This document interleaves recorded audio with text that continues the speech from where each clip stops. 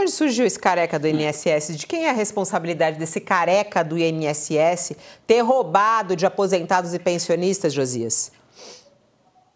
O mais grave, Fabiola, é que o Lupe reconhece que havia um elefante na sala e ele reconhece também que não viu o elefante.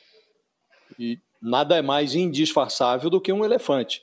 O elefante chama mais atenção do que o próprio careca. O careca era um operador, agora colocado sob holofotes pela Polícia Federal.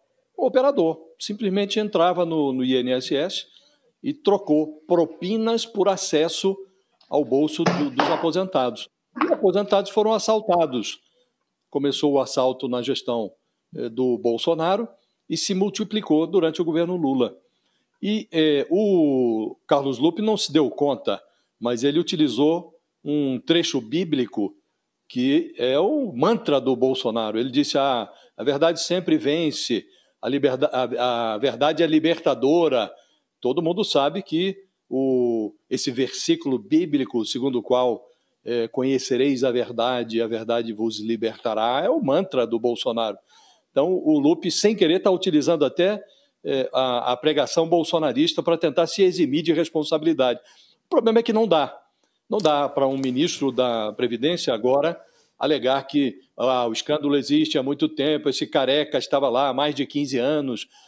O problema é que o governo Lula não foi eleito para contemporizar com desvios. Não foi eleito para permitir que os aposentados fossem assaltados. Se o assalto começou lá atrás, o ministro deveria ter corrigido. E é muito curiosa a manifestação do ministro Carlos Lupe na Câmara, que ele está com a gestão cercada pela Polícia Federal e pela Controladoria Geral da União. E aí ele apresentou, durante essa audiência na Câmara, uma fórmula para acabar com o assalto de entidades sindicais dos aposentados. Ele não cogita moralizar o controle da folha. Estão lá roubando há 15 anos. E o plano dele é deixar a clientela do INSS, abandonar a clientela do INSS à própria sorte. Com quase 2 anos e meio de atraso, o ministro da Previdência vem dizer agora que ele avalia que o governo não deve se meter nessa relação entre entidades sindicais e aposentados. Não vejo uma solução para o INSS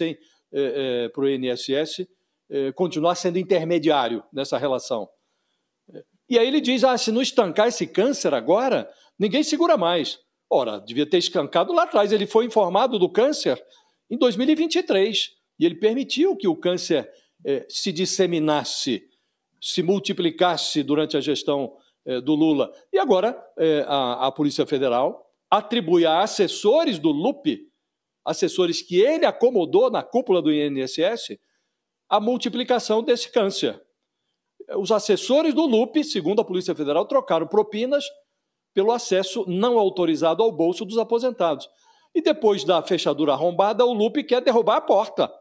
Ele avalia agora que o ideal é que os sindicatos de fancaria assediem livremente os aposentados sem o anteparo que a lei obriga o INSS a fornecer.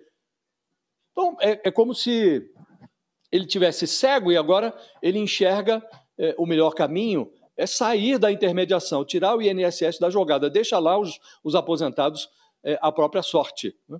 E a solução veio do neto do ministro. Ele próprio revelou. O que tem que fazer? Ora, se eu sou uma associação, disse o ministro Lupe, eu busco o beneficiário e, como diz o meu neto, faz um pix aí, vovô. Então, o Lupe acha que as entidades têm que assediar o aposentado e obter lá diretamente a contribuição. E isso é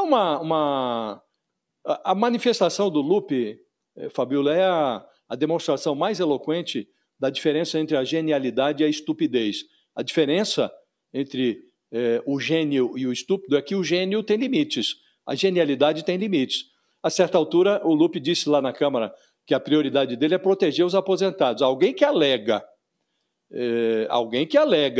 não ter visto esse assalto bilionário que vitimou a clientela do INSS. Agora se diz protetor, não é um protetor dos sonhos. Né? Na verdade, o Lupe virou um desafio à oftalmologia. E eu acho, Fabiola, que se o neto do Lupe tiver menos de 5 anos, o Lula deveria considerar a hipótese de nomear o neto para o lugar do avô. Porque eu me lembro sempre, diante desses grandes escândalos, do teatro infantil.